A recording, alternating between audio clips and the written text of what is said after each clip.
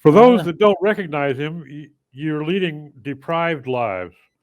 Bill Slawski, who's the founder of SEO by the Sea, and also is with GoFish Digital. I forget your precise title over there, Bill. I'm the director of SEO research, which means SEO research. I'm paid to learn about SEO and share it. Which is what you've been kind of doing since you got out of nappies, right? Right. So, Bill is an attorney originally, but he got into digital marketing many years ago, and his passion is patents. And some of us, myself included, find reading a patent a bit stiff and boring.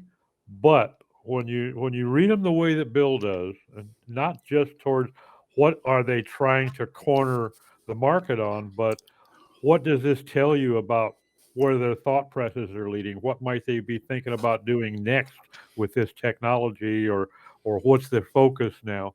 It can yield an awful lot of very valuable information. And Bill's been sharing that with us in the industry for pushing a couple decades that I'm aware of, and possibly longer. It's some valuable stuff, and it really has helped me a lot personally develop an attitude of trying to figure out what Google is really looking for and might be looking for tomorrow versus what did they put in that last tweet. It's a business analysis approach. Exactly. Which means they're not marketing to you. They're not trying to sell you something. They're trying to protect themselves. Sure. Yep. Yeah, you are one of two patent geeks that I know, and it's definitely intriguing to read your analyses on some of these patents. So, with that, sir, I hand you the mic and let you do your deed. That sounds like a plan. Okay, so this is one of the rules that I sort of go by when it comes to semantic search. With PageRank, we used to think about web crawling as Google indexing pages and links between pages. With semantic search, we've got Google crawling facts and connections between facts. Connection between the fact is a relationship. So when you have someone like Barack Obama is married to Michelle Obama, the nodes are the Obamas and the marriage is the relationship or the edge. So they're connected. And that's the point behind semantic search. It's trying to understand all these relationships, all the connections. And it does that. So in 1999, Lawrence Page filed a patent for Stanford for PageRank. And it was the first provisional PageRank patent. Sergey Brin followed it up a year later with a patent for a dual iterative pattern relation expansion algorithm, where he said, okay, let's imagine that you find a website with these 5 books: Isaac Asimov's The Robots of Dawn, David Brin's Star Trek Rising, James Gleick, Chaos, Charles Dickens' Great Expectations, William Shakespeare, The Comedy of Errors. If you find a web page with all 5 of these books, these titles, these authors, index all the other books on that page and then look for other pages that contain those books. And this is the idea behind this algorithm. They're trying to index all the pages on the web that contain certain books, and they want to collect all the factual information and all these connections between the facts. And that was the second patent from Google. That was 1999, which means Google's been looking at semantic search for just as long as they've been looking at regular SEO. When we talk about rich results, we're talking about search results at Google that are beyond the 10 blue links. We're adding additional information to those search results. Stars for ratings, facts for information about, say, mapped businesses, business locations in local search. Google came out with a patent that talked about rich book results, which showed the authors, the publishers, and other information about those books. And the third version, the third time they tried to rewrite the patent, they left out the books and they just talked about rich results. And that means all search results potentially could carry rich results, and they don't have to be about books. They can be about a lot of other things. In 2009, Google came out with a blog post where they talked about schema on pages and how schema can lead to rich results. So there's a schema specifically for books, but there's schema for other things. One of the more recent ones is schema that's speakable schema, which means that if you ask a question of a speaker device, it may find an answer to read to you, and it's speaking that answer. And as a site owner, you can decide which things you might want Google to speak as answers, and that's a result of speakable markup. There are a number of different types of schema markup, and schema is one of the fastest growing parts of SEO these days, with the new version of schema coming out every 3 months. There's a Google schema.org page, and there's a mailing list for schema.org, and you can also visit the website. You can subscribe there, or you can just read directly from the page. But if you subscribe, you get about maybe 20 or so new emails a month, which isn't that much work. And they'll announce when there are new versions of schema, and they'll announce questions. They'll ask, they look at their readers as subject matter experts. They want people to ask questions about schema, and there are people who show up just to ask and learn new ways of using schema, which can be interesting and useful. So one of the areas where we get into seeing search results that are rich are called augmented search results. When Google introduced the knowledge graph in 2012, they said, we're going to have these real world entities, the Eiffel Tower, lions. We're going to provide information about those entities in knowledge graphs. And we're going to tell people about facts related to those things. That means somebody is playing the guessing game of entering a keyword or a few keywords to see what shows up. They may see that some of those words they entered as queries are entities, because those may trigger knowledge panels that contain entities. There are certain types of facts that show up with different types of entities. So if you have an actor, you're going to see factual patterns about actors, like movies they appeared in, TV shows they show up in, who they work for, maybe which film producer they do shows for. If they're a musician, what type of instrument they play, what types of songs, what bands they're in. There are query patterns that are based upon those factual sets of information that Google might say, this is a musician, let's show musical works for them. These are entity types. Google has developed entity types that stand for different entities. So if you have musicians, you have actors, you have foods, a bunch of different types of entities. They have different factual patterns related to them in different templates where information is. And one of the things that one of the patents from Google about query templates has said is, if we count the amount of clicks through in search results, if we're noticing that a certain brand that has a knowledge panel doesn't get very many clicks, maybe less than we think it should, we may start showing query revision results in the knowledge panel to increase the number of clicks to the authoritative page for that entity. So a query panel can potentially get you more clicks on your website. And they are counting clicks on all the other search results, that may lead to that. So this is sort of important to stress. In patents that tend to be about knowledge panels, they always bring up that knowledge equals relationships. The way things are connected to each other, dates of birth, what people have acted in, what stories they've worked with, what professions they hold, what gender they have, who they're married to.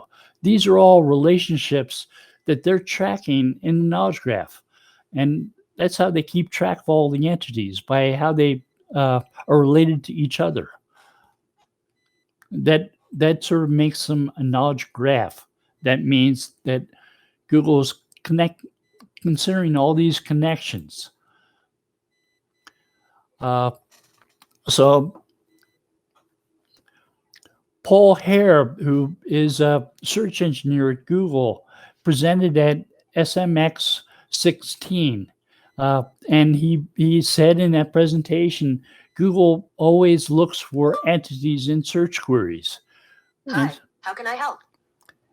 And it also answers your phone during presentations. This came back from a search. And sometimes it thinks it's being helpful.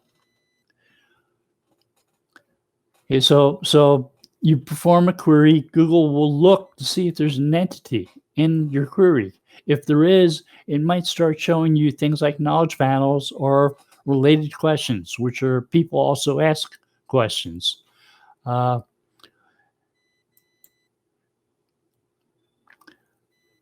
And if it finds an entity in that query, it's going to show augmented search results for that query by showing you knowledge graph information in the query. It's going to show you those additional things. It goes beyond 10 blue links. You start getting ratings for some links. You start getting knowledge graphs, questions and answers. So Google refers to questions that it might show and answers as teachable moments, in which case they're teaching you how to perform searches, how to search for the types of things you might want to find. I bought a Myers lemon tree, and I wanted to find out more about how to care for it, what type of fertilizer you use, how often to water it. And I searched for it, and it gave me some questions related to Myers lemon and other types of citrus. And I started reading through those, and I went through about 30 or 40 questions. I'd click on one, and I'd get 5 or 6 new questions. I'd click on more, and I'd get additional ones. After a while, I learned a lot about lemon trees without actually performing the query, or just the first initial query. So a knowledge graph is when you have all these relationships and all these connections, and Google came out with a patent that said somebody might come up with a query and ask, and instead of giving them search results, we might find a bunch of pages and turn them into knowledge graphs and answer from the knowledge graphs that results in. So what this means is you can perform search for something like science fiction books of 2021, and Google might build a knowledge graph of all the results it gets. It might create a search carousel which lists all the books from that set of search results that it's performing this knowledge graph on. And it might rank what it thinks are the best of the science fiction books from 2021. And this shows about half of the ones that are received from this result. But there are a few, and you can get this result from a lot of queries. It's kind of interesting to keep on trying these types of questions. So in 2013, I've been following acquisitions from Google too, because Google, if they can't develop a technology, they'll acquire a company that has developed that technology. And one of the companies they bought was Wavy, which was using University of Washington professors to develop technology that focus on what they call open information extraction. And that's a fancy way of saying, let's crawl the web and find facts. Let's not focus on any specific topic. Let's collect all the facts and let's collect information about those facts. Let's see how they're related to each other. So they did that in 2013. And Google's been learning from that 2013 acquisition to build language models like BERT, which lets them crawl the web and learn from what it crawls. It can do entity recognition. It can tag parts of speech, so it knows when there are nouns and verbs, adverbs, and so on. It does tuple creation. A tuple is a way of breaking words down into bits, like 1 piece, 2 pieces, 3 pieces. 3 pieces is kind of common for tuples because they refer to those as triples. And they say subject, verb, object is a classic triple for knowledge graphs because it gives you entities and it tells you the relationship between them. And question answering is something that can be done from setting one of these language models like BERT on a web page. And it allows you to find triples to answer questions with.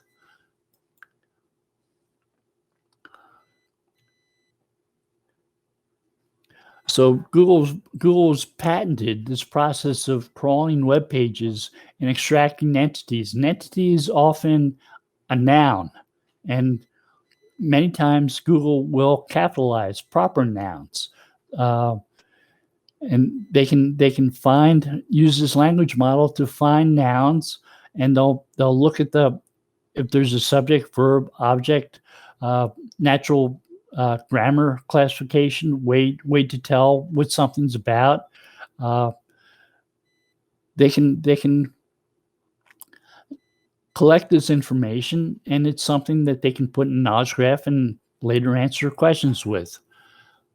So they're working on building knowledge graphs, one huge general knowledge graph, and they might make a bunch of user-specific knowledge graphs where they're answering questions for people that are learning about entities from people's Gmail, from their calendar, from things that they have in their everyday life. Email questions and answers. They send an email to the local tennis club. Google now knows the name of the tennis club and maybe what hours it's open and when they go and what they're asking of it. And this is part of a user-specific knowledge graph. Google takes these user-specific knowledge graphs, gets rid of the personally identifiable information, and adds it to the universal knowledge graph. Now, back in the day, before there was really a knowledge graph, Google was experimenting with sites like local search sites, businesses, and so on. And Google would find address information in text on businesses by looking for data wrappers. They would look for postal addresses of businesses. And these would be the types of things that would tell you where those local business entities were at. And they use these data wrappers on local business entities to understand the location. Now, sometimes data wrappers are used in other types of sites. Like if you have sites about music, you do a search for Bruce Springsteen songs, and there will be a bunch of listings of different songs by Bruce Springsteen on the search results. Google's using a data wrapper to collect information about those songs and to portray them on search results. You do the same thing with Bob Dylan, other people. Google's used data wrappers on TV episodes. So if you want to find information about Game of Thrones and different episodes for Game of Thrones, they've used data wrappers to collect Game of Thrones information about different episodes. And it's a different way of them collecting entity information and displaying it. They also extract data information from programs like Excel, from data graphs, from things that might have information contained in them, rosters from teams, and so on. They're looking at natural language queries and answering questions, and they can turn to lots of information from the web. And a data graph is really just a table with labels that they can understand and work on.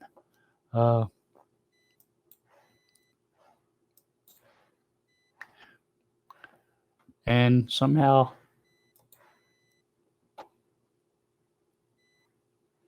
Uh-oh. no, I think I'm done there.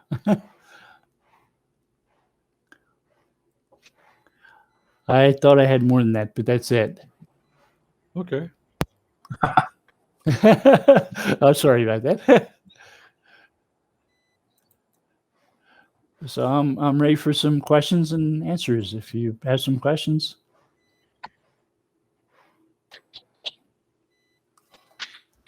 Yes, we have a question from Donahue.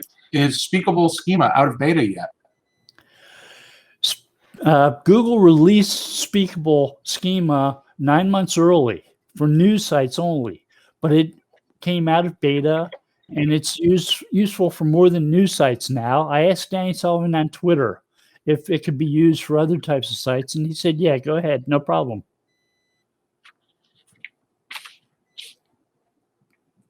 Nice. So Raphael's asking how to get a knowledge graph without a Wikipedia page. So I was added to Freebase. An SEO decided I was their mentor, so they filled out a Freebase page. But I've had other people ask about getting a knowledge graph. One friend was a drummer as a teenager, and so if you are in Music Brains and you add information about songs that you performed and stuff like that, Google will look at that information, create a knowledge graph, and show you as a musician. And then if you start adding other information, like what you do now, Google may change that around so that you're an SEO. I have another friend who was a actor, and he played a 6-foot-tall blue dog. And he was a bass player and a punk rock singer, and they collected a lot. They did TV shows, he and his wife, and he was in the band The Barking Dogs. They put out records. And so again, he was in Music Brains, and being in Music Brains led to him being in a knowledge graph. Now, if you're in Google My Business and you verify your business using that, you can show up in a knowledge graph. You don't have to be in Wikipedia. And so a lot of businesses end up with knowledge graphs because they're in Google My Business. Right. Now, one of our speakers tomorrow, Jeremy Knopf, this is an area that he specializes in, is helping people promote themselves and gain their own knowledge graph and things like that. So this is an area that might be another great question to ask him tomorrow. It might be. So after I got a knowledge graph listing, I added Schema to my website, and that showed up in the knowledge graph too. So you can start the process by having stuff in a database like Freebase in my case, and you can add Schema to your authoritative website, and that can end up in your knowledge graph too. I've written for Search Engine Land and Search Engine Journal, and sometimes the author bio information from those sources show up in my knowledge graph. So there's the potential to get additional information from other sources in your knowledge graph. Excellent. So do we have any more questions? If not, Bill, thank you very much. Your depth of knowledge in this field is shattering. what we would like to do is thank everybody for putting up with all of the technical issues we went through today. And hopefully we will have a little bit better day tomorrow. And we're going to go ahead and wrap up early. Hopefully we'll be able to get Shelley Fagan back on later. And what we will do is make her presentation available to everybody who's signed up for the conference. We don't want you to miss out on what she had to say, and give her an opportunity to speak to everybody. So with that, Doc, thank you again for all the help and all of our great speakers today, and especially all of you sitting there in the chat all day long. We're going to go ahead and wrap up for the day, and we will see you all here bright and early tomorrow morning. Thank you very much. And one more thank you to toss out again to our sponsors, to web traffic,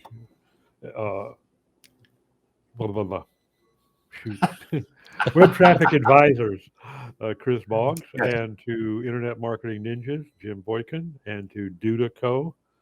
We appreciate your sponsorship. Can't wait to see everybody tomorrow. Like Steve says, we should have a little bit smoother sailing. Thank you, Have a Bill. great evening, everyone.